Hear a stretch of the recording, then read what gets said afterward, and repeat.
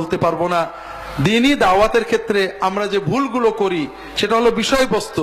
দিনের দাওয়াত হবে আল্লাহ যেটা দিয়েছেন, তাওহীদের দাওয়াত, পিতামাতার দাওয়াত, পরিবারের দাওয়াত, নামাজের দাওয়াত, জাকাতের দাওয়াত, এগুলো হলো মূল বিষয়। হালাল খাওয়ার দাওয়াত, ইনসাফের দাওয়াত, কোরআন, এইগুলোই আছে।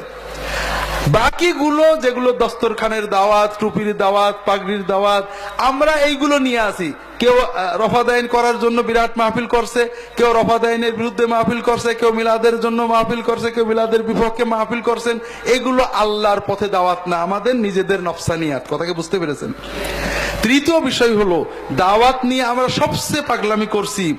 সবাই আল্লাহর পথে দাওয়াত দিচ্ছেন, তবলিগ জামাত দিচ্ছেন, জামাত ইসলাম দিচ্ছেন, চরমোনাই দিচ্ছেন, বিভিন্ন পীর মাশায়েখ দিচ্ছেন, কিন্তু প্রত্যেকেই নিজেই সব, বাকি কিছুই না, এই ধরনের অবস্থায় চলে যাচ্ছেন।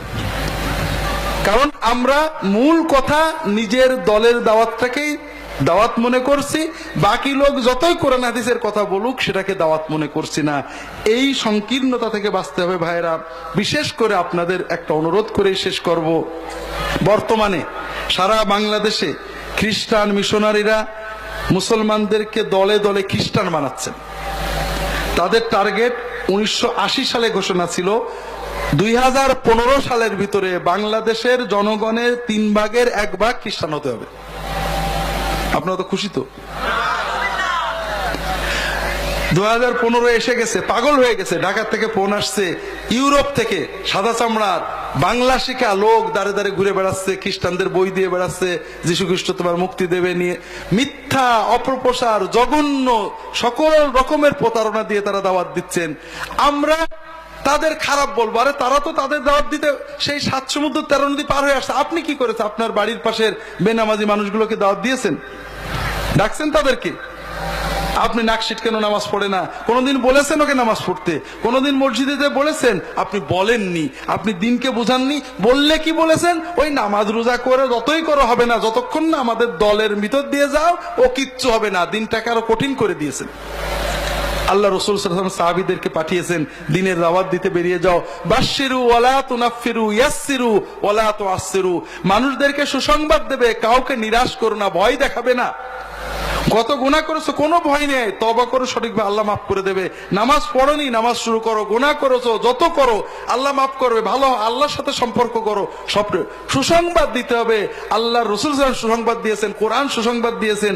আমরা ওয়াজ করতে গেলে মানুষের ভয় দেখিয়ে দিনটাকে কঠিন করে ফেলি। 2 নম্বর হলো ইয়াসসিরু ওয়ালা তুআসসিরু, সহজ করো। বাইরে আল্লাহর দিন সহজ, ইমানকে সহি করো, হালাল খাও, নামাজ পড়ো, বউ বাচ্চা সুখে সংসার করো, আল্লাহ খুশি হবে।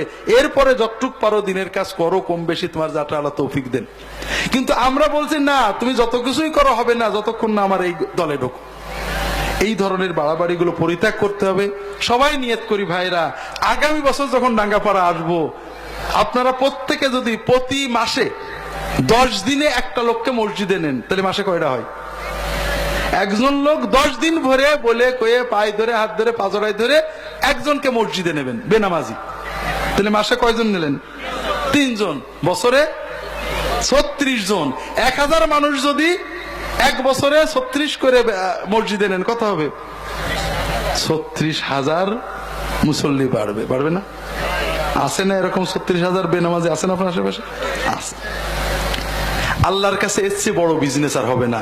আর যদি এগুলো না করে শুনে বাড়ি যেয়ে গল্প করেন, অমুক হুজুর ভালো ওয়াজ করেছে, অমুক হুজুর বন্ধু ওয়াজ করেছে, বাইরে লাভ হবে না। কথা বুঝতে পেরেছেন? আল্লাহ তাআলা আমাদের সবাইকে তৌফিক দান করুন। আমিন।